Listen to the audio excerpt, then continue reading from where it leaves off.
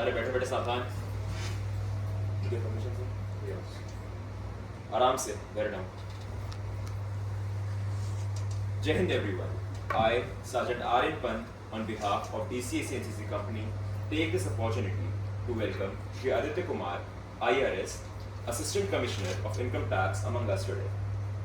He is a distinguished alumnus of the DCAC History Honours batch of 2021 and an ex-NCC cadet, and has set a remarkable example by clearing the UPSC examination in 2024 and joining the Indian Revenue Service.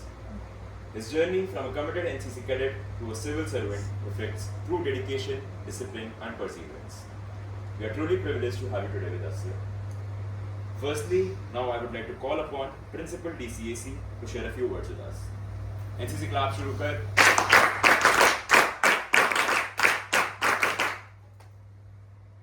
Good morning, Suprabhat. Good morning, sir. So, you see that one of the seniors is present today. He was doing history honors, as I told you, and he was an esteemed member of NCC. And one thing which I think he pursued vigorously, दो मोटो हैं आपके NCC के, unity and discipline. I hope he maintained discipline, pursued his passion and achieved his goal. So I think you should also go for that. He is an inspiration. You can also achieve great heights if you follow your motto of NCC. Thank you very much. Have a nice day. NCC clap शुरू कर.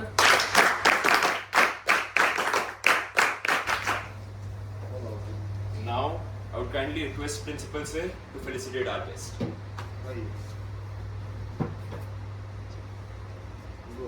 NCC clap शुरू कर.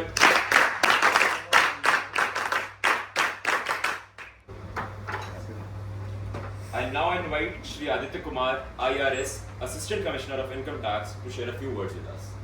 NCC clap शुरू कर. And always dear juniors, a very good morning to you all. Good morning, sir. First of all, I would like to thank sir for giving me this opportunity to come here and stand before you. It is really nostalgic feeling to be back in our college, in our alma mater. This is where I started in 2018, and I was from the special NCC entry. So sir was the one who took my first interview for the admission in this college. So I will always be grateful to you, sir. So I'm not much of a speaker, so I won't take much of your time. So when we come to college, either we come with clarity to what we need to do in our lives, or we come with ambition and a lot of dreams, but with lack of clarity. So I was in Sainik school, Kurdu for 7 years. I've done my 12th from PCMB, but I was not fit to join armed forces because of my height. So once that dawned upon me that I'm not fit to join armed forces, it looks like if you're trained for something your entire life and suddenly you know that you won't be able to achieve that because of the things which are not under your control. What do? Either you can sit down and dream about that your entire life, or you can pick yourself up and go for the things which you want to do. So I decided to come and try for the civil services. So I came to Delhi. I took admission in this college, and we were the COVID batch. Like we had around 1 year of offline training, and after it we had to attend the college classes in the online mode. So it was really hard for us. But I can say with complete strength that NCC is a family within the DCAC. It will give you the opportunities as well as hone your skills in different parts, and it will also provide you with opportunities to do whatever you want to do. It's not the skills as well as the value sets which NCC provides. It will allow you to thrive out in the outside world once you go out. You can have any of the dreams because, as you know, the world is rapidly evolving, and things which are very important or the traditional way of learning, that is rapidly going out of the window because of the AI and things. So you need to evolve in that way. In that sense, the creative element within you, as well as the consistent work which you put in, that has become more and more important with the coming time. So you need to focus on being consistent, because one thing you need to understand that in today's world you need talent as well as you need the hard work. Consistency most of the times beats the talent which does not work hard. So our growth in our studies as well as in our personality, it is incremental, it is gradual. It won't come in a night or in a day or month. It takes time. You need to build upon that every day. So thing which I have to say to you, every competition is built for everyone. But how anyone achieves that, how anyone reaches their goal, it differs from person to person.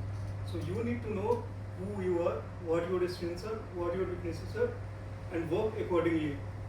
And don't get bogged down by the noise which is in the outside world. Third thing is that in today's world, because of the exposure to social media, we have too much information as well as misinformation. So there is a continuous comparison between we and the outside world and the person beside us. So that leads to stress as well as the issues in our thought process. So I would say that you need to enjoy your college life rejuvenated and find ways to relax yourself and be stress free. And third thing is that from now, I think you need to start gaining clarity about your goals which you want to achieve in your life. My goal was to get into civil services, rather it was IS. But as the time passes, the things around you change and you evolve. And as you gain more clarity, your thought process also changes. Now I can say that the IRS or the IS is not a goal, rather it is a platform which will provide you to do more things in your life and achieve the broader meaning of your life. Every life has a purpose, so whatever you do, it doesn't matter until and unless you are able to reach and go to those purpose and fulfill those purpose. The first thing is that you need to balance your ambition with the satisfaction. And what satisfaction comes for a person, it differs from the individual to individual. For someone it may be money, someone fame, or for some it may come from the happiness. So that you need to find out yourself and try to work towards it on the daily basis. And the people, whichever exam you are preparing, you can start from now. The earlier you start, the more age you will have. And if I have to talk about the civil services, the time which you guys may get to appear in the civil services, then it will be changed because of the recent amendment by the UPSC. So you will have a very better chance than what we have. So if you start working from now, you will have a really good sort of. Thank you. Thank you. You can guide them, right? उसके बाद question answer करेंगे। फिर सबसे पहले आप ये बताइए कि आप कहाँ से आते हैं, थोड़ा सा बैकग्राउंड बताइए बच्चों को। I am from a small village called Simra. It is around 20-25 kilometers west of Patna from Bihar. So I was in Bihar, and after that I went to the Sainik School Korbu in Karnataka. I had a proper training till 12th. And after that, when I came here, I was, as I told you, it was kind of shock for me that I can't be qualified for the army because of my height. So I had to pick myself from the down, because for the thing which I have worked hard for around 7 to 8 years, now I was convinced that I can't get it because of the factors which were beyond my control. So I had to pick myself up and start looking for something new which can give meaning to my life. So I started doing that. Then I came here and I took admission in DCAC through a special NCC internship, and NCC also provided me with lot of friends as well as lot of opportunities and as well as lot of attendance also, sir. Sir was very helpful. Actually, in DC, in Delhi University, there is a ECA category, and one of the category is the NCC entry. And if you are doing in NCC in the school life, then you get a better chance to get admission in Delhi University through the ECA category. And he is the cadet from the school NCC, and accordingly he get the admission in the ECA category in Delhi University in DCAC in NCC category. And how NCC helped you in the grow up in last your college life? First thing is that it provided me with exposure to the people. As I was from Sainik school, so I did not have much exposure to the civilian life. So once I came here, I interacted with people. Then there were seniors. You won't usually find seniors in the college that much active or motivating for you. But in the NCC, seniors always take the lead. They will guide you with whatever means they have, and the events which are provided by NCC and conducted by it, it gives us, it makes us work together. So the element of teamwork as well as the camaraderie gets cultivated, sir, and that helps us in maintaining ties even after the college life. I'm still in touch with Raman sir as well as the Mr. sir, the seniors which were with me, sir. And I still remember whenever I give it some small task to Aditya, he do very patiently, he do very hard work. He do everything very hard workly. And this is the result that he is right now sitting in front of you. And tell me something about what is your future goal for now? Currently, I'm trying to be as competent officer as I can be. So currently I'm focused on learning the core basics of the IRS services, which evolves around assessing the tax as well as prohibiting any kind of tax evasion. And once I am done with this core area of my work, sir, then I will move to the deputation on CBI, ED, or IB agencies, which are kind of investigative agencies. So that will provide me with ample opportunities of the work in which I am interested, that is investigation and other kind of work. And at the similar level, I also have the opportunity to go for the work in foreign countries under ITU's International Taxation Unit. So those are kind of my plans for Right. that. And Aditya, now we find that AI is impacting a lot to the every field, whether you are the IAS or the IRS or the teaching line, right, is impacting a lot. How do you see the AI will help you in the coming future to help in your work culture? How you assess the AI? First thing is that AI will definitely make our life easier, especially for IRS officers, because the kind of data which income tax department has, they have data from every little transaction which anyone makes. Like if you purchase even a mobile, that data is available with us. So to find pattern among that data, initially we had to do it manually, going through all the bills and everything. But now AI does everything for us.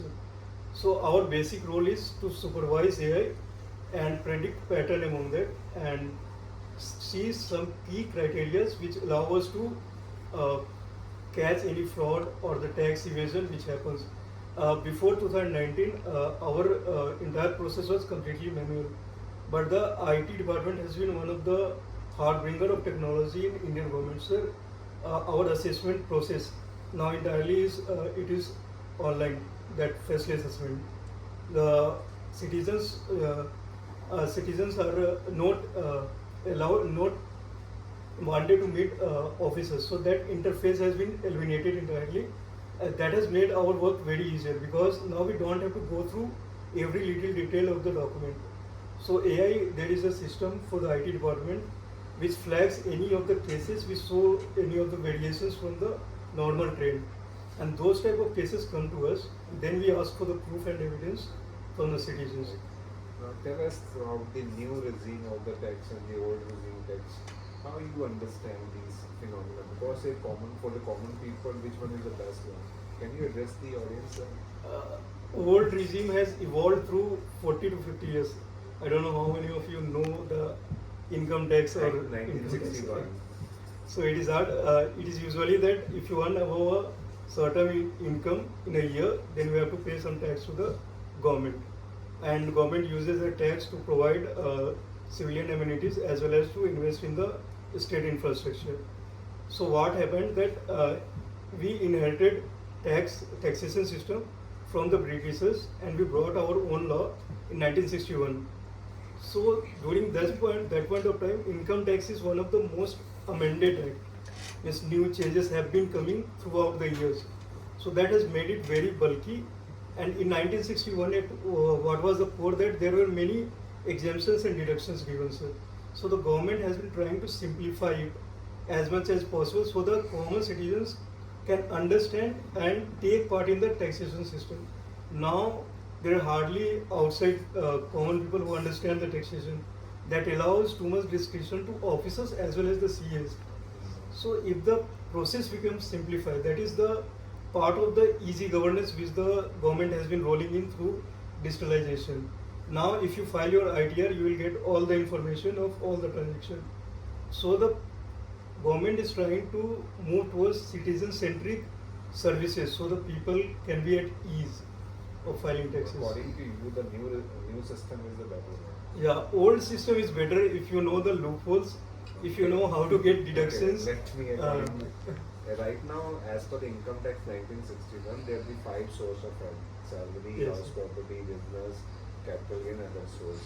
Do you think in future a other source of income can be, or out of these 5, a government can categorize in other source of income, just like bitcoins or incomes are there, security market income, can they categorize separately? Sir, these 5 categories are very broad in nature. Yeah. Other sources of incomes cover too many Yeah, things I which we know. can't categorize. So government is not yet looking for any new category, rather they are adding those things to this category only. If you deal in the virtual assets, so that will be categorized as profit from business area. So those things are there. So Right now, as we came to know, the portal of the AI is income tax is handled by the Infosys. They are the private entities. Yes. There is any risk emerged in that because all the data of you is now in the hand of the Infosys. it does not work that way. Like they work with us, we don't work with them. Yeah. So they provide their best engineer or best mind Yeah. who come to us and who work with the department, rather than department completely outsourcing its entire infra to the Infosys. That doesn't happen. Okay. We have our own data centers Yeah. as well as the entire machinery. They just do the maintenance work and work with our research teams. So that is But the there might be risk to share your data with the private entities. there is always a risk that we can't deny it. That is why department has been looking for from the people within the department who can come and become part of the entire engineering architecture. So for now, the engineers almost dominate the entire civil services as well as the IT. Like my 50% of batchmates are from some kind of IITs, Okay. so they have the opportunities. And according to my next question, you are from the history honors. Yes, sir.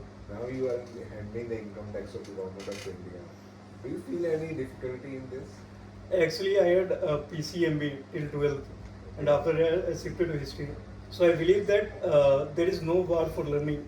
If you are curious enough, if you have the motivation and curiosity to ask question, understand the logic, so it becomes very easy. Yes, sir. yes. So my next question is that India is the agriculture land, right?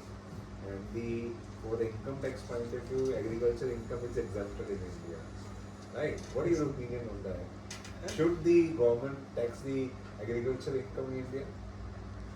As an individual, as an income tax officer, I have studied these clauses. So there are few situational discretion which has led to this exemption.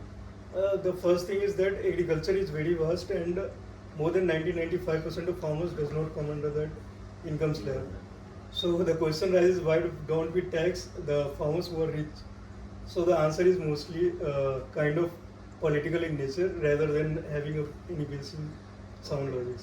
In income tax, there is one more important concept: residential status of individuals. Accordingly, we tax their income. Do you think in coming future, because I found in somewhere the people are demanding, might be these questions asked in the parliament also, that when a young generation is settling the outside of India, they are settling in USA, but their parents are living in India, right? And in the old days, they are facing so many difficulties, right? So for the residential status point of view, yeah, to make them compelled to give some money to their parents for their livelihood in the old days, right? There's so many cases are there. Do you think the government of India is going to amend certain kind of the law so that the people who were facing problem in India, the old age people are facing problem in India because their children are settling outside India. How the income tax can contribute in that? Taking directly taxes from the people who have already settled outside India. If you are a NRI, then you're supposed to pay for the income which we have in India. But if you have taken the citizenship of other countries, that makes it very difficult for IT department to reach out to them.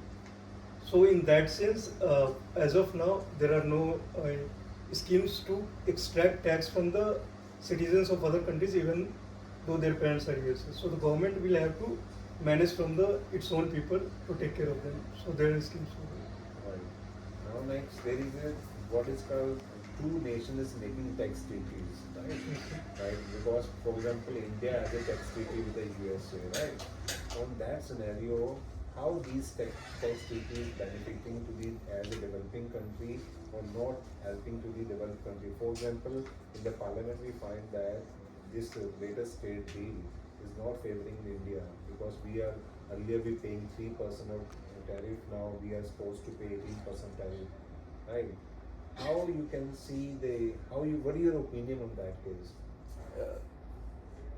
Do you guys follow newspaper routinely or outside happening? So currently the entire international domain is under fluctuation. Things are changing very rapidly. The things which were 10 years before, we used to celebrate globalization, that we are intermingling with the people, services are coming. But now the entire globe is shifting toward deglobalization. People don't want other people to come into their country and work for them, so there are attacks on them. So the entire global order is under fluctuation. So the international norms and standards which were set during globalization era, WTO, those are now completely looks like a defunct. At a risk. And because of the President Trump's policies, which are like a kind of bullying type, it does not have any base logic. And recently, the Supreme Court of the US have also denied the hike in tariffs by the President Trump. So that shows that they are just using their muscle power. And if you read, you will understand that their muscle power comes from their economy, which was like 10 times of India's economy. And US is the largest partner of India in the terms of trade. So they have the edge as we are mainly agriculture export countries, sir, and they also have agriculture goods. Yeah. So they are trying to get there as their agriculture is based on the large scale agriculture economy, and our is based on the small farmers economy. So there is a complete mismatch. So because of that, they are trying hard, but government has been resisting. But this recent push by the new regime in USA, that did not provide many options to us, because we only export the services, IT services, as well as the software services which we have. Service sector contribute immensely, but the core area, the future technologies, we are dependent on others. We are still in development stage, so that holds us back in these negotiations. He is absolutely right, because now Trump seeking the help from NATO in the current war, but the other country is saying we have nothing to do with this war. NATO is not ready to help the USA right now, and he very annoyed now. Yesterday he met with the Japan Prime Minister in White House. He admitted that NATO is not giving the push to help me in the settle down this particular war, because everything is changing now in it. Because reason being, in 1991 or 90s eras, when every country wanted to be globalized, but now the benefit of the globalized is taken by the only Chinese, I think so, because they manufacture everything, they export everything, they earn trillions of dollars.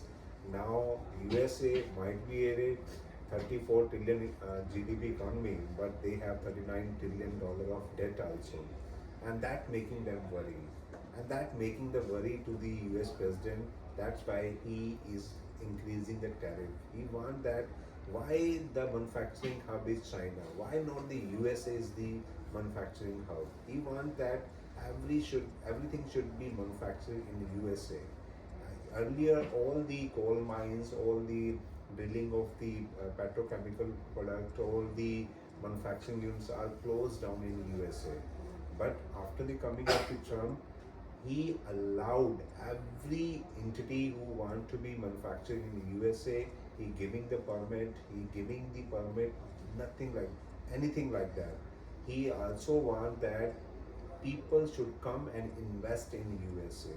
And the result of that, his push, he able to generate 18 trillion investment in USA during the first year term. Right? And it making the worry to China also.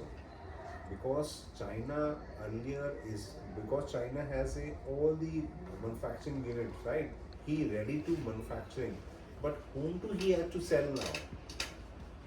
Because you will surprise, in China more than 150 companies are there who are manufacturing the EV cars, and they have planned accordingly that we will shift to the petrol to EV, and from the EV manufacturing car we will set to Europe and to the USA. But Trump has changed everything.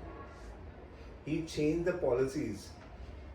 He said that no need to be shift from petrol to the EV. There's a no, because the government of India is also earlier talking about that from 30s they are going to shift from the petrol to EVs. They're going to mandate it that every company should manufacture only the EV cars, right? They are not allowed to manufacture their petrol or the diesel car in India.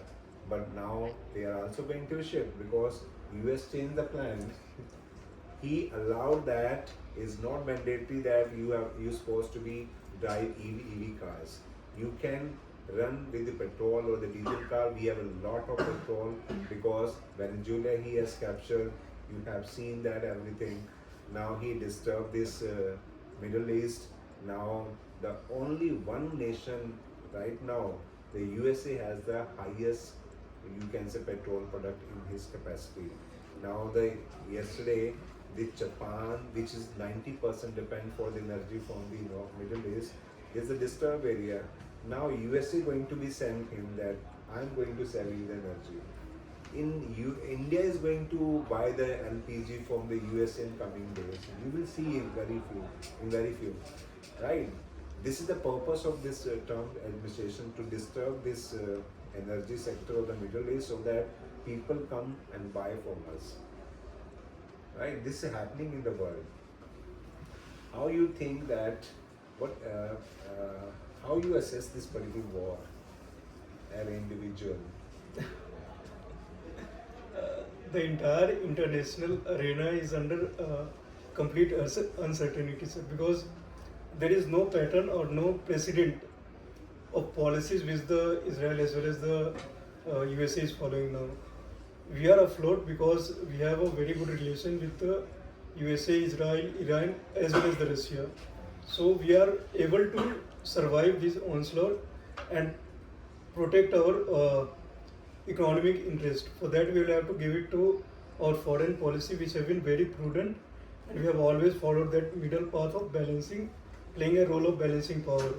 So the current war, it is not following any pattern because till recently the Israel was not even thinking of attacking Iran. They were focused completely on Palestine. Yeah.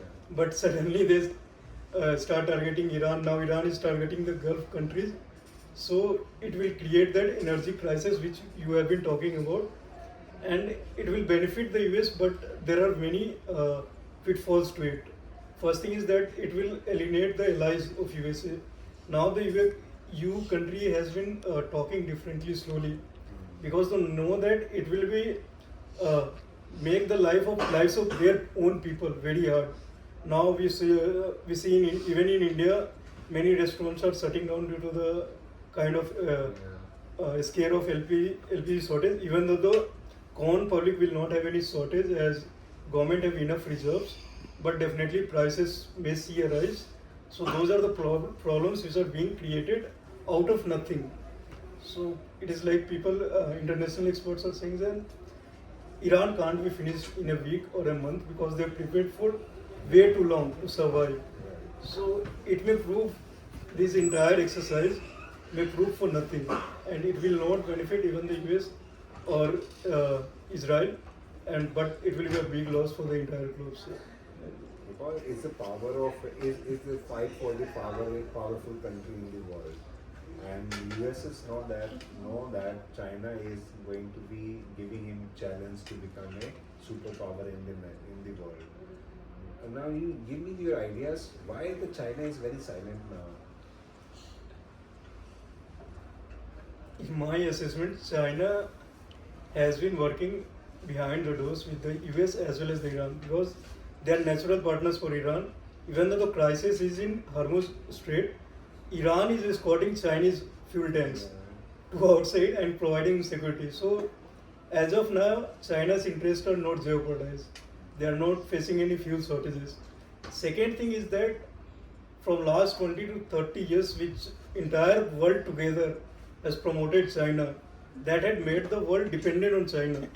USA has not been tackling China directly because USA is dependent on China for the semiconductors and the chips, which runs for the entire advanced industries as well as the EVs and also. And entire new defense technology also uses those chips.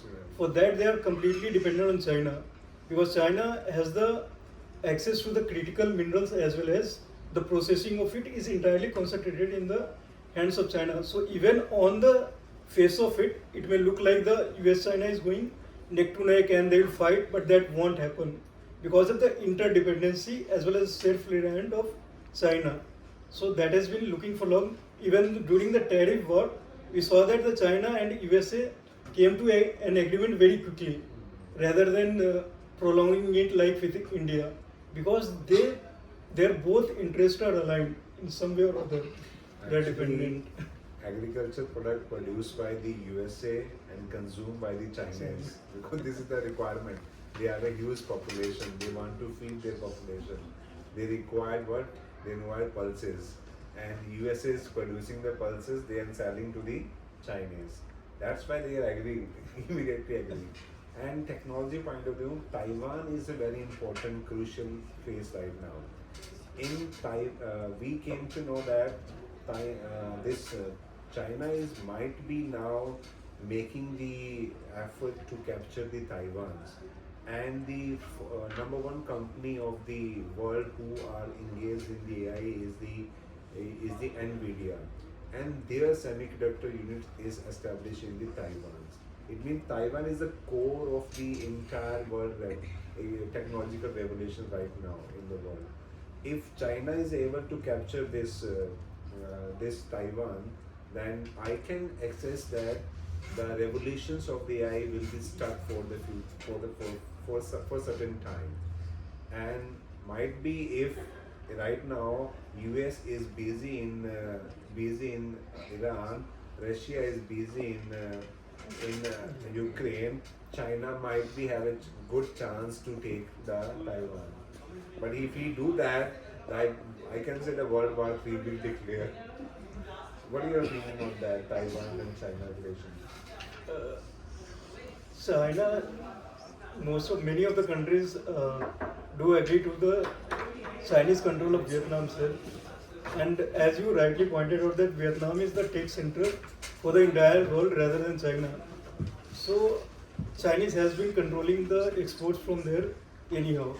So occupy directly, it may not favor them in the current run because it will provoke the USA as well as other countries to protest and even go for the kinetic action. So I don't think that China will go for direct occupation of Taiwan. Rather, they will use this as a pressure tactics. We see that whenever US and China have any kind of conflict, there are warships sent into near Vietnam as well as the Taiwan, those countries. So just to showcase to USA that if you take any steps which can harm China, then China will attack Taiwan or take the control of entire Taiwan. So they are using it as a bait as well as a protection, kind of protection for the Chinese interests. Right. So if once they go for the direct occupation, then that card from the Chinese will go away. And then now let me introduce one more concept here. Right now, world trade is happening in the dollars, Yes. and the BRIC currency might be introduced in 2029. And Iran is also offering that if you want to buy oil from me, you can give me in the Chinese yuan, right? That disturbing the US dollar because his dominance at this stage. Do you think the BRIC currency will be successful in the coming future? If I talk about my personal wish, I wish that the big currencies get successful. But if I read the assessment of the market as well as the current situation, currently more than 85% of international transaction happens in dollar. Chinese yuan is very little, and even the US dollar as well as the pounds, those are very little in currency utilized in the market as well as the international transaction.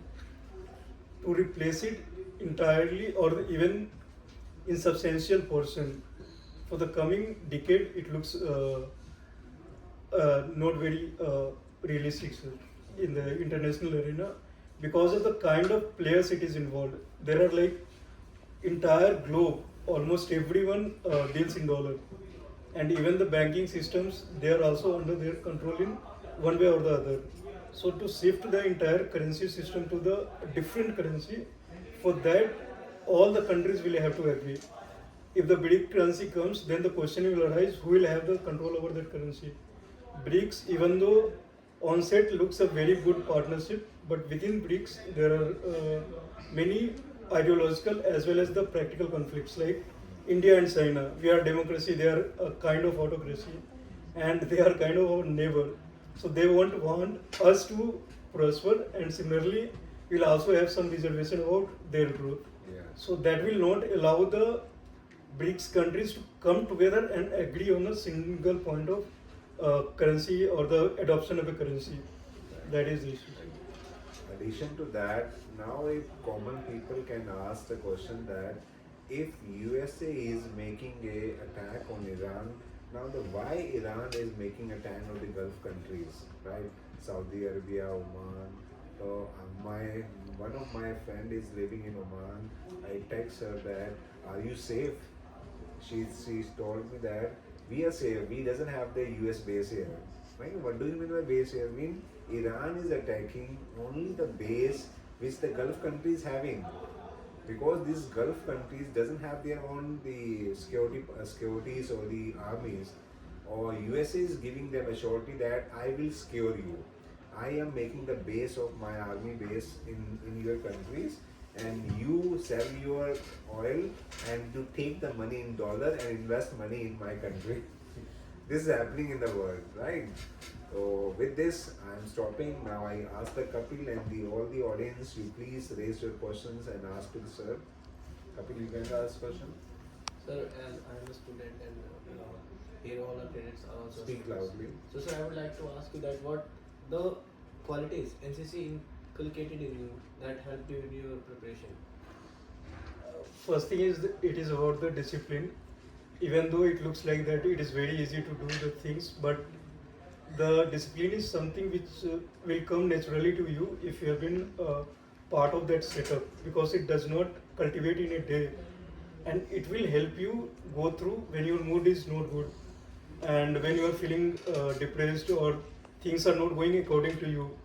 But if you have the discipline, then even though you are not feeling to read or if you are not willing to study, you will go and study, even though the productivity will not be 50% or 60%, even though it is 10-20%, but the discipline will keep you on the track. That is the first thing.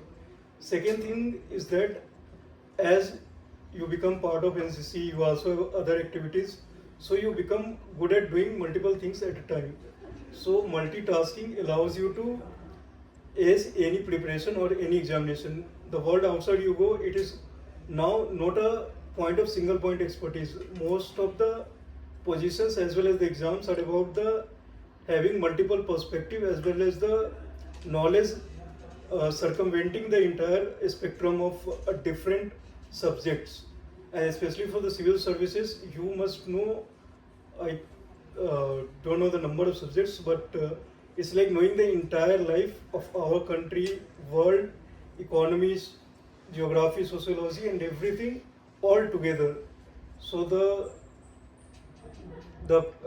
culture of multitasking in the NCC will help you to cope up with that demand of the outside life.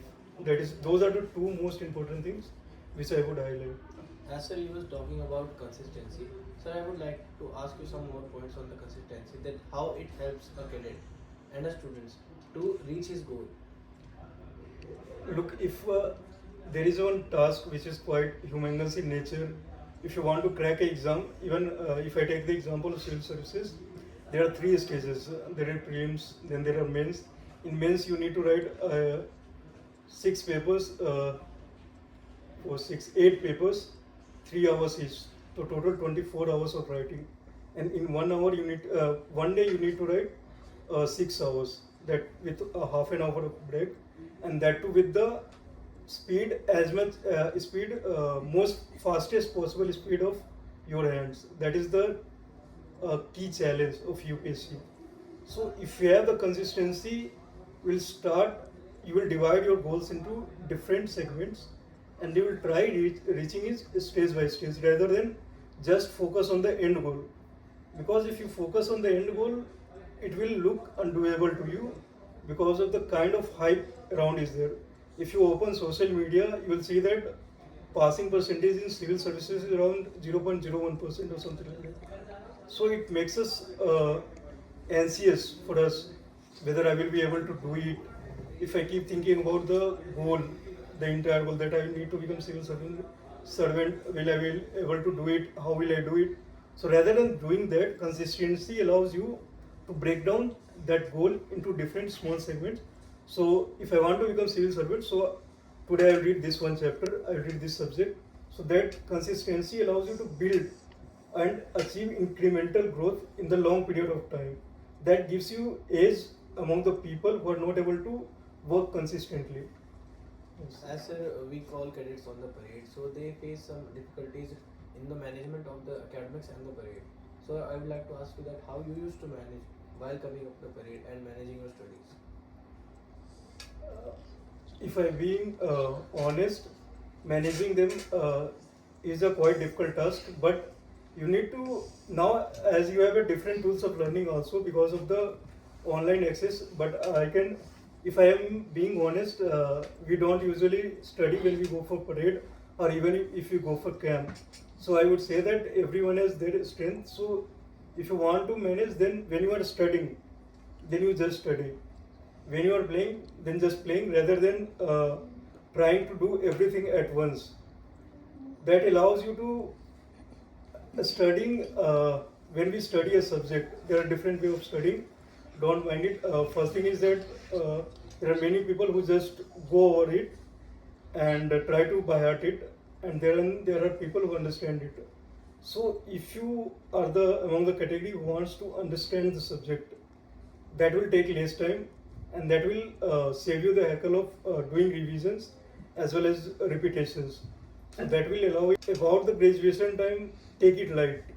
It is not to be read word by word, and try to gain character as well as the wide exposure which the college life has to offer rather than just being studious. Because the outside world is not outside world is not the world book focused. It requires to have a certain different skill sets rather than just having the knowledge. Knowledge won't take you across any of the competitive exams or any of the careers which we are looking for. You will require the communication skill, you will require to work in teams, as well as you will require the innovative thinking. So those are the skill sets which are in more demand rather than knowledge. As a IRS officer, even though income tax is very humongous, we are not supposed to read the act and memorize it, because for that we have our computers, we have our mobile, we can look up for any section. What we need to do is to understand the intent of the act as well as what is the purpose for its citizens and how do I apply it to them.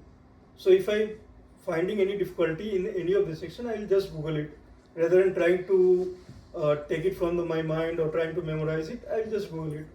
So you need to make use of the tools which are available to you, and try to gain as much as exposure as possible rather than just focusing on the books. That is what I have to say. Sir, Sergeant Aaron would like to ask you a question. So how hard was it for you to transit from the idea of joining defense forces and then basically transitioning to joining the civil services?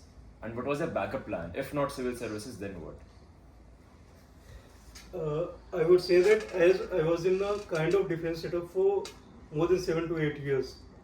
So even though the career choice was the defense forces, but the values of my life has always been aligned with the armed forces. Even now my life is quite in that direction only, and the values which have been guiding me through that period is still guiding light for me.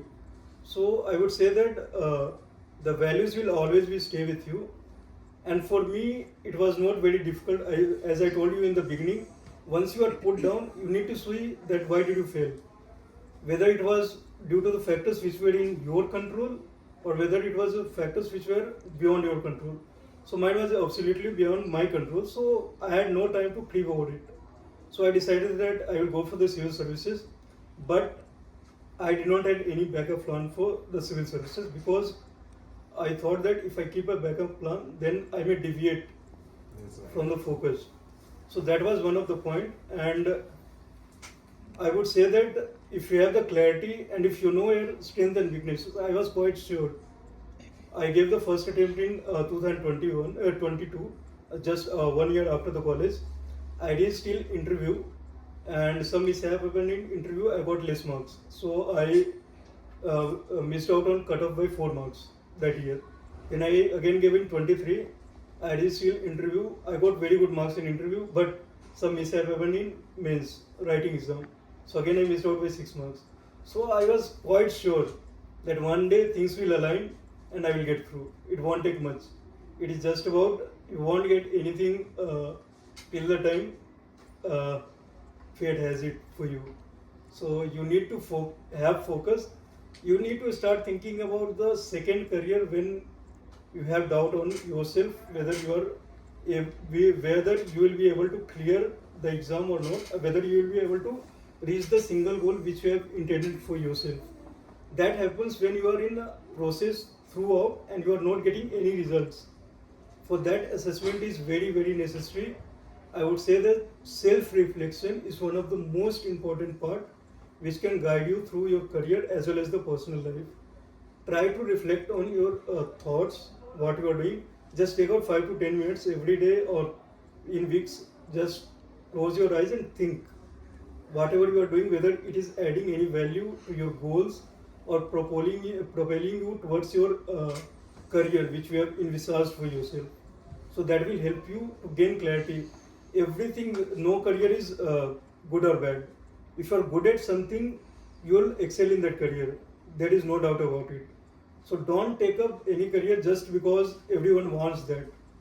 You need to look at what your strength is, in which area will you excel.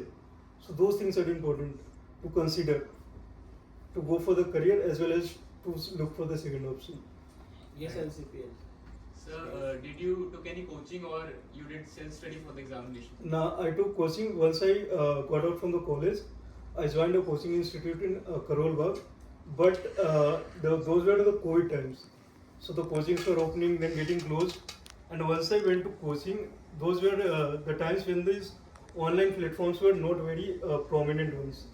So I had to manage, and once I got into coaching, I understood that I don't need to go through the entire process like school. One UPSC preparation is that you need to find out in which subjects you are good, in which subjects you need help. There are subjects which requires teachers. There are like science and tech, economics, which requires basic understanding. Then only you can build upon that. So I attended those classes, and then I started doing the questions and answers, because you need to understand that at the end this is just an exam. So there must be some basic criteria to clear that. So you need to understand the exam at its most fundamental level to get through. So I did take coaching, I did write many of the tests, and whatever resources I could get from anywhere possible, I used that. There is no doubt in that. Sir, what were your optionals? My optional was history. Next. Cadet Ravinder. Yeah, Ravinder, go ahead. First of all, Jai Hind, sir. Sir, how NCC mold your personality, and whether the COVID pandemic what impacted your preparation for UPSC CSCs? As I was part of NCC way before, like when I was 10, 11 years old, from that time I have been part of the NCC. So the NCC in college felt like a home away from a home, a kind of recognized environment which I was in before. So that definitely provided and solidified the values which were imbibed in me. And about the COVID period, it definitely affected all of us. I think you guys must have been in your schools 10, 12. So it most of us did not know what to do because classes were online and online classes are kind of not my cup of tea. So usually we are just keeping the camera on and doing something or the other thing. So that was the thing. Those time were got quite wasted because people were under a lot of stress. There was financial stress as well as the news coming from all around that people are dying, this is happening, that is happening, fear mongering. So during COVID period, the most important thing was me to make it out alive and stay alive, stay healthy. That was the priority. Studying was not in the that was focus during that point of time. So, next question. Good morning, sir. I am Ranjan Sharma. I am also from the History Honors. So I have a question, sir. As we all know that UPSC preparation is very difficult, and you had also faced some difficulties at that time. So what motivates you the more at that time? First thing is that you need to put question to you. Why do you want to do UPSC? So if you have a valid reason, and if you think that this can provide you a platform which can help you achieve the purpose of your life, that will give you motivation. And I always believe that internal motivation will always outlast the external one. You can have the external sources of motivation, but until and unless it does not come from within, it will not allow you to go in long race. That is the issue. So first thing, you need to ask yourself, what do you want from your life, and how does the civil services allows you to do that. Once you have that, then you need to look at the people who have helped you to come here and study and are allowing you to go and prepare for the UPSC Civil Services. We all almost, for me, my family was a very intent as well as the focused motivation. I used to talk every day to my mother, as well as I used to think whenever I used to feel down, I used to call up some seniors as well as talk to someone to know that why am I doing that, because this is a 2 or 3 years if you are lucky enough. So here this is 2 or 3 year process. You need to prepare continuously for 2 to 3 years, so every day you will have doubts whether you will be able to succeed or not. So the fundamental question that why am I doing that becomes very important. If that question is important for your survival, for me it was for my survival, because I come from very kind of weak background.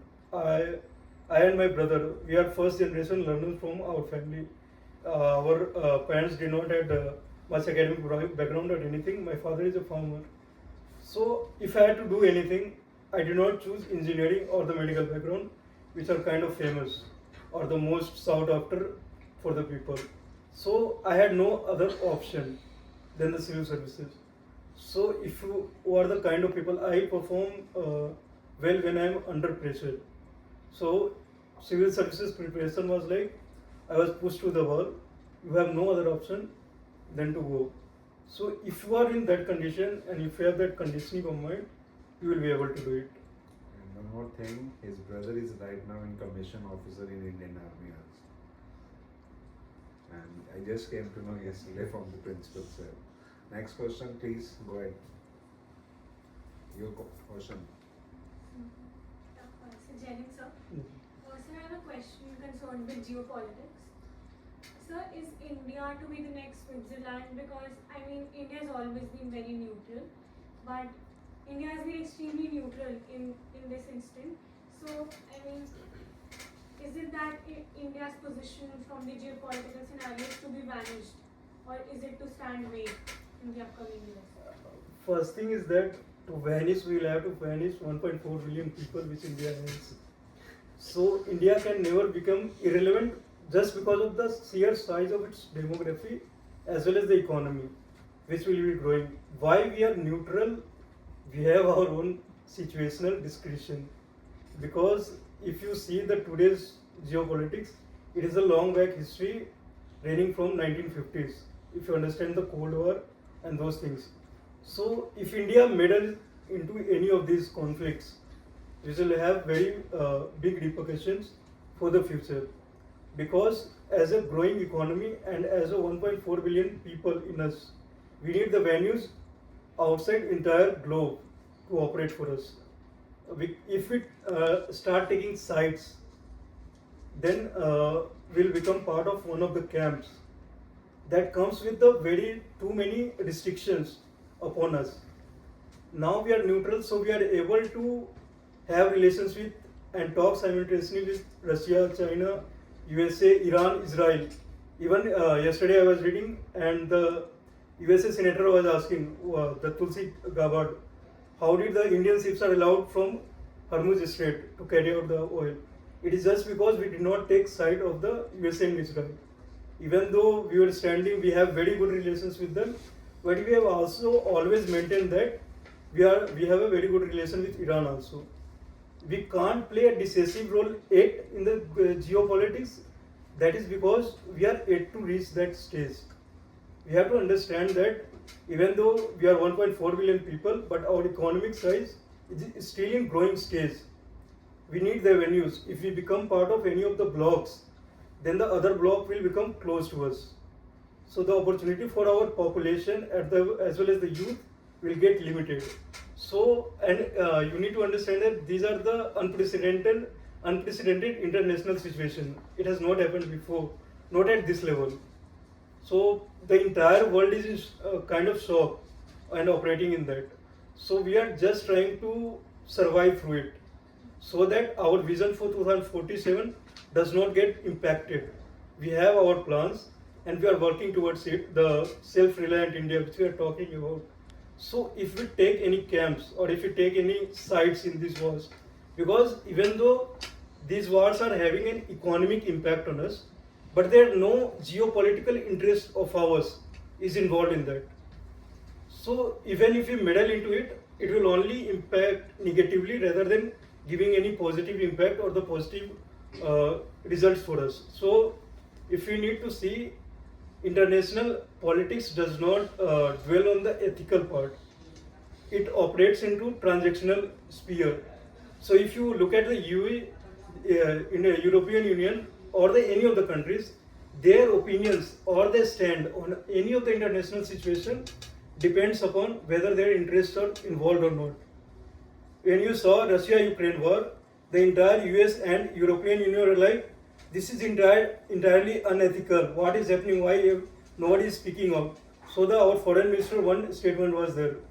US problems are not the world's problem, and world's problem as not US problem, because they do not treat the same intensity to the same problem towards the entire globe. If you look at the wars, Africa is under different kinds of war from the generations, but nobody even talks about it and nobody is even care about it, how many people die. If you even now you go and look and search for the wars going in Africa, you will see that many people are dying every day, but you won't find their numbers or their status in any of the newspaper or anyone talking about it. It is just because they are not important and they are not important for anyone's interests. So whatever stand India has taken, that is by keeping view of our interests. Because we are growing country, we have to look for our vision for the 2047.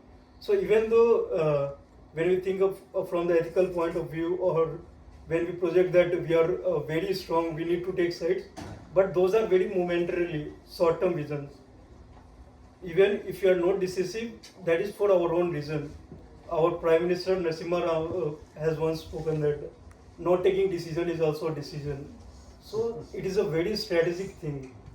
You need to, I think if you read about the entire Cold War period and from the present situation and relate both, you will understand the India stand, and you need to read it from the Indian's point of view rather than as a global citizen, which we try to be.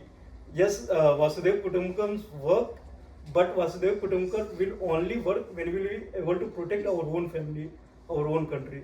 So as our own geopolitical interests are not involved, so we are not taking a very strong stand. Rather, we are trying to just maintain a balanced approach and asking them to go towards the peace or the dialogue. That is the issue. You want a question? Yeah. So, but usually in the global scenario, the standing neutral, it comes with a gift, that is the citizens being happy, may it be Finland, Switzerland, etc. But their ranks in the happiness index is very high. But in the case scenario of India, it's I believe 131 at this point in time. So when is that to happen in India? Finland, Switzerland, their situation is entirely different. Like I told you initially, India is very uniquely positioned. The kind of geography we have, the external boundaries, everywhere there is a instability. Pakistan unstable, Bangladesh unstable, Myanmar unstable. So we are cornered from every side. So we have to look for that. The happiness index, if you talk about the Nordic countries, their population or the population density is very, very less. The kind of population UP has, that is entire European Union. So if we compare it from them, and if you want facts, then I will give you other one. The highest consumption of tablets or the medicine for the stress is taken up by Nordic countries. So the what kind of happiness you have when you are consuming those many medicines of the stress. So the happiness concept is happiness index. It is based on the objective criteria. That is the how citizens feel about the government. So even though if you find that there are countries which are doing very bad, they are above India, you will see that you will feel that how come they are above India, because they don't have the infra, they don't have the GDP, as well as they don't have the basic necessities, amenities for their citizens. So in India, the happiness relies upon a very wide spectrum, because a person can be poor but happy, but that will not reflect in the happiness index, because that is based on the basic necessities. And I would not say that every Indian citizen have access to the basic amenities or the services which should be provided to a human being. But we are in the process of it. It is still like India is very, very vast. And we are sitting in Delhi. You can't, you may not be able to imagine the far corners where the things are yet to reach. So, clubbing India with a country like Switzerland or Finland, it always provokes a unfair comparison, because India is an amalgamation of races, religions, communities, as well as different ideologies. If you look at those countries, they have their uniformity in religion as well as the community. They are completely secure from their borders. They don't have to worry about the China or the Bangladesh or the Pakistan. We invest our large chunk of GDP on defense because we have those conditions. We have people sitting at the border. If we slack a little, they will move in. So we have to look after that also. So India is trying to develop in its own way because of its own characteristics. So we can always talk about the things which looks perfect on paper in other countries. When you look deep, you'll find that the US prosperity, if you look at it comes from the looting of the continent of Asia, Africa and South America. If you read history, and even the common man knows that they have taken the money from these continents and developed the European Union as well as the USA. But more than the money, the system, world order, as well as the global system which have been created by them, that has put the countries, the South countries, global South, on a disadvantage. You must have heard about the new imperialism as well as this new colonialism which we are talking about, the tech companies which are controlling so much data and they are all based in USA or the UA. So there is a complete disparity between the global north and global south. So even though we are an aspiring nation, but we are still part of global south. We are not we are in the transition phase. We are trying to become a developed nation by 2047 with our own roadmap. So I don't think you should compare Switzerland or the Finland with India. If you want to compare, then compare it comprehensively with their history, with their society, with their economics, and with their current geopolitical situation. Those things are important. That will give you a true picture. Thank you. Your next question. Jai sir. So I wanted to ask that after the policy of United States, Make America Great Again, do you think that after this, like we all know that after this policy, US withdrew from Paris Agreement, if I'm not wrong, and made distance from WTO as well. Do you think that China can become an alternative leader for developing countries? Good question. For developing countries, USA had been leader since the time this institution had come into play. This was the infrastructure or the architecture created after the World War II, when the US was the sole leader and it had a competitor in USSR. But after the collapse of USSR, USSR was the sole leader and it was unipolar. But currently, everyone is stating that world won't become unipolar or bipolar, rather it will become multipolar. Because India will not concede to China, China will not concede to India or the USA, and USA will not have entire control of the geopolitical situation. That is the reason why it is withdrawing from the international institutions like WTO as well as the climate agreements. Because as I was telling initially that now the age of deglobalization in some form or the other has started.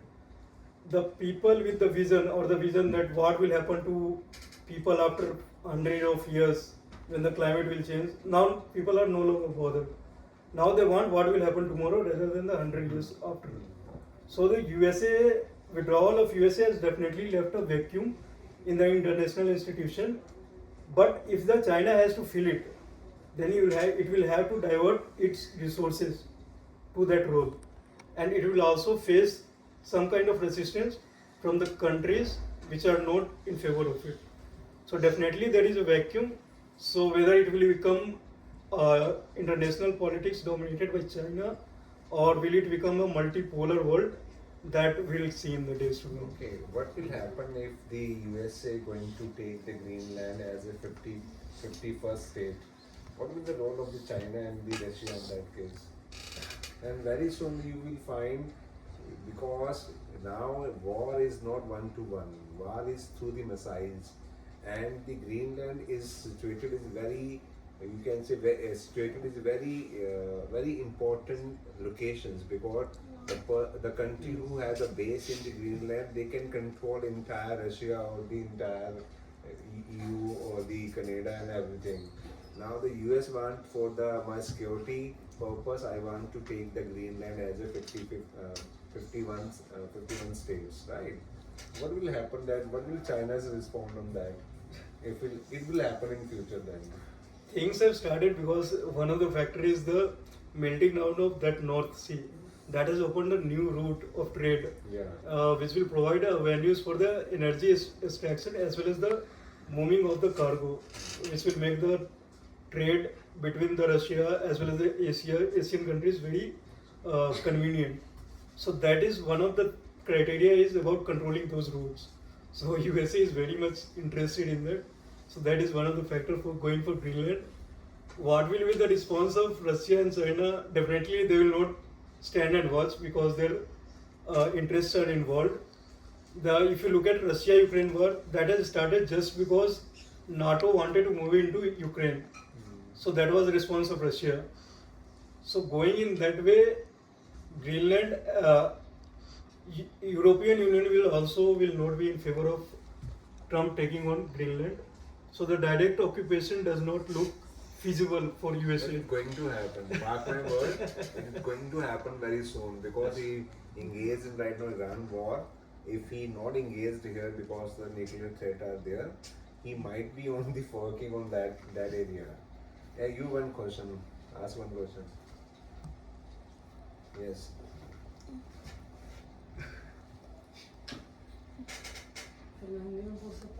हाँ पूछ सकते हैं यार।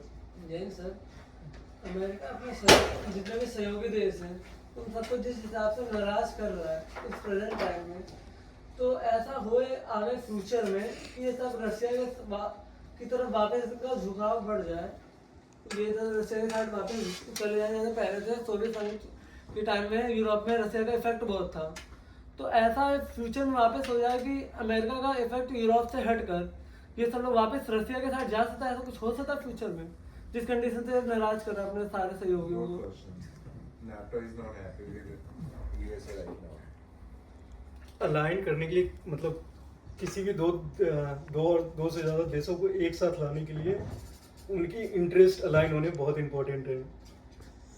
अगर हम European union को देखें और रशिया को देखें तो सिर्फ उनके इकोनॉमिक इंटरेस्ट ही नहीं, उनकी पूरी की पूरी political as well as all the ideology काफ़ी डिफरेंट है। तो ये बोलना कि यूरोपियन यूनियन रशिया के साथ आ जाएगा, दैट वो काफ़ी दूर की बात होगी। क्योंकि अगर तुम यूएसएसआर की हिस्ट्री भी पढ़ते हो तो यूएसएसआर का जो वर्चस्व था वो उसके ना तो इकोनॉमिक पावर पे नहीं था, ना ही उसका वर्चस्व लोगों के अंदर था। दैट वाज वो purely based on the military power था और आइडियोलॉजिकल कम्युनिज्म का। उसकी वजह से लोगों को अपने कंट्रोल में रख रखा था। लेकिन जैसे ही वर्ल्ड डेवलप हुआ वो ब्रेकआउट हुआ, बिकॉज नो कंट्री उतना एरिया किसी भी कंट्री का और द कॉन्टिनेंट का उस आइडियोलॉजी और अंडर मिलिट्री कंट्रोल नहीं रह सकता है। तो इवन दो यूएस अभी बहुत कुछ कर रहा है जिसके कारण उसके एलाइज उससे नाराज हैं, लेकिन अभी भी यूएसए उनका लीडर है। They are not coming to, वो ओपन में आके उसको अपोज नहीं कर रहे हैं अभी। उसका कारण है क्योंकि जो इंटायर उनका पॉलिटिकल एंड आइडियोलॉजिकल स्ट्रक्चर है डेमोक्रेसी का as well as economic interest है, वो सब कुछ उनका यूएसए के साथ अलाइंड है। रसिया बहुत पावरफुल कंट्री है लेकिन वो अभी यूएस के कंपैरिजन में नहीं है। China is some way way behind USA जो सेकंड प्लेस पे है। रसिया चाइना अलाइज है क्योंकि उनके इंटरेस्ट अलाइन कर रहे हैं। तुम्हें समझना पड़ेगा कि थोड़े जगहों पे रुचि नहीं होने के कारण लोग इधर उधर नहीं चले जाएंगे। उसके लिए बहुत कुछ होना पड़ेगा, वो वाली बात है। Want to counter question? Sir, अगर हमने बताया कि ग्रीनलैंड है, ग्रीनलैंड को अगर यूएस अपना 20 मतलब 51 राज्य घोषित कर दे, अगर उसे ऑक्यूपाई कर ले तो वो डेनमार्क के अंदर आता है। तो अगर वो उस पर हमला करेगा तो डेनमार्क को उसको बचाने के लिए हमला करना पड़ेगा, और अगर डेनमार्क हमला करेगा तो फिर नाटो को आना पड़ेगा। इससे फिर कॉन्फ्लिक्ट होगा। इसमें वो लोग कोशिश करें कि उन्हें और पावर चाहिए होगी, यूएसए को काउंटर करना है। तो चाइना तो इधर से आएगा नहीं। चाइना क्योंकि मेरे हिसाब से चाइना उस जगह आता है जहाँ उसका मतलब होता है। चाइना का मतलब है पर वो उधर से इतने दूर से तो आएगा नहीं। तो उस कंडीशन में क्या वो रसिया से मदद मांगेंगे और रसिया उनकी मदद करेगा? ऐसा कुछ हो सकता है ग्रीनलैंड के परिप्रेक्ष्य में? जब भी कॉन्फ्लिक्ट यूएसए और यूरोपियन यूनियन में होगा तो नाटो विल बिकम डिफंक्ट, मतलब उसका कोई रोल नहीं रह जाएगा। क्योंकि नाटो का एक बहुत बड़ा पार्ट ऑफ फंडिंग यूएसए से आता है। उसके जो मेन ऑफिशियल्स होते हैं वो भी यूएसए के ही होते हैं, तो वो उसमें रोल प्ले नहीं करेंगे उस कॉन्फ्लिक्ट में। रही बात रसिया के आने की, तो रसिया के पास अगर पावर रहेगा तो वो ज्वाइन करना भले ही चाहेगा, लेकिन अभी के ट्रेंड देखते हुए जब रशिया यूक्रेन वॉर चालू हुआ था तो सबने सोचा था कि एक दिन या एक महीना 2 महीने के अंदर कर लेगा। बट टुडेज आजकल के समय में वॉरफेयर बहुत डिफरेंट हो गया है, बहुत ज़्यादा। हमने भी अपना ये ऑपरेशन सिंदूर देखा तो लोग ज़मीन पे लड़े ही नहीं, सब कुछ ऑपरेटिंग सिस्टम से चल रहा था। तो उसमें क्या होता है कि then the size of the country does not matter, technology matters. What technology you have and how much advancement we have and how many places we have control, that also matters. So Ukraine अभी तक survive कर रहा है due to the help from UA. So think करो कि US के पास कितना वो टेक्नोलॉजिकल एज होगा। टेक्नोलॉजी और आर्मी जो है यूएस के कोई कंपैरिजन नहीं है। Entire world is because NATO में 32 कंट्रीज हैं, बट उसमें कंट्रीब्यूशन जो है जीडीपी का 34 ट्रिलियन का जो कंट्रीब्यूशन अगर 1% भी मानो तो कितना होगा। पहले मोस्टली जो कंट्रीब्यूशन यूएसए करता था, तो ट्रम्प के आने के बाद उसने बोला है कि सारी नाटो कंट्रीज 2% के बजाय 5% जीडीपी का कंट्रीब्यूट करेंगे इसमें, क्योंकि मैंने अकेले में ठेका थोड़ी ले रखा है तुम सबको मैं वो करूँ। अब ये ओवरनाइट होगा, ईरान में बुला रहा है आके मेरा साथ दो, कोई नहीं आ रहा है वहाँ पे, right. It mean everyone want to play safe, right. कोई भी नहीं चाहता है कि मैं जबरदस्ती जाके उसमें कूदूँ। तो एनीवन एल्स और we have to wind up. या सर, एक इनकम टैक्स डिपार्टमेंट से पूछना था कि वहाँ कोई एक पर्सन है जो सिटीजन इंडिया का भी है और कनाडा का भी है। इंडिया में डुअल सिटीजनशिप अलाउड नहीं है। ओके, और इसमें नहीं आपका क्वेश्चन कोई क्राइटेरिया क्या है जो कि हम इनकम टैक्स डिपार्टमेंट को टैक्स कौन पे करेगा? पहला चीज तो इंडिया में कॉन्स्टिट्यूशन से अलाउड ही नहीं है कि आपको ड्यूल सिटीजनशिप मिलेगा। तो either you can be citizen of India और कनाडा, तो पहला तो वो है। अब क्वेश्चन ये होता है कि आप कनाडा में रह के काम कर रहे हो और सिटीजन हो इंडिया को, तब इंडिया का कॉन्सेप्ट ये है कि जो एनआरआई है उनके लिए जो इनकम इंडिया में राइज होगी उस पर टैक्स लगेगा।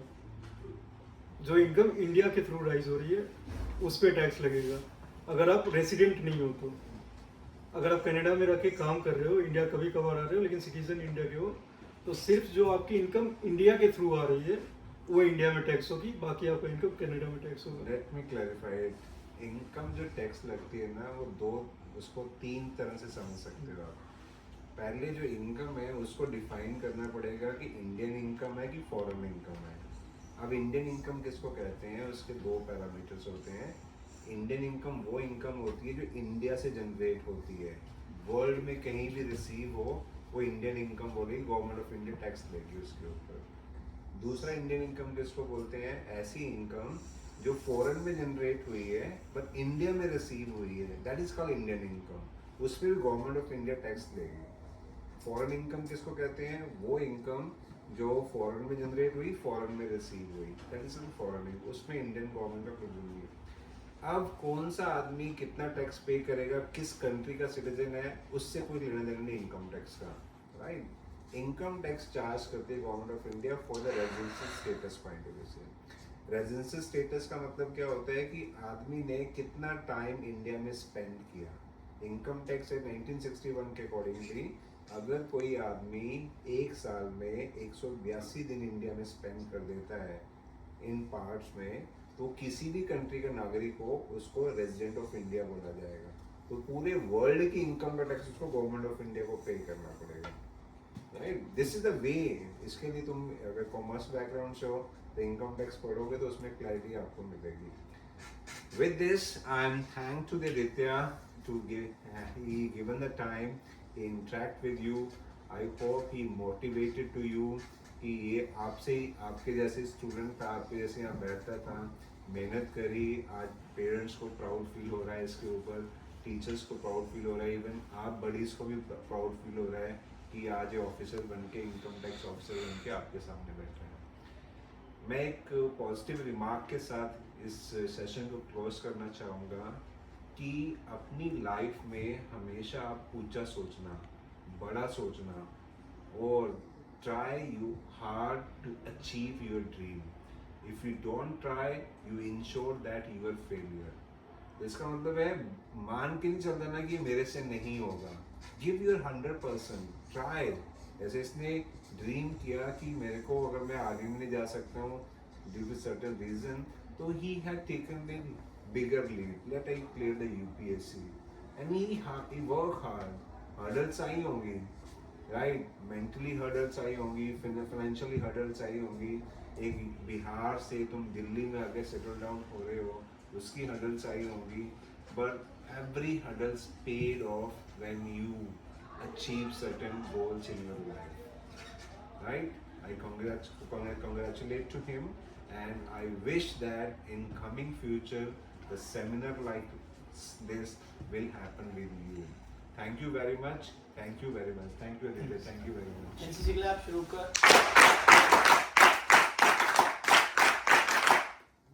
This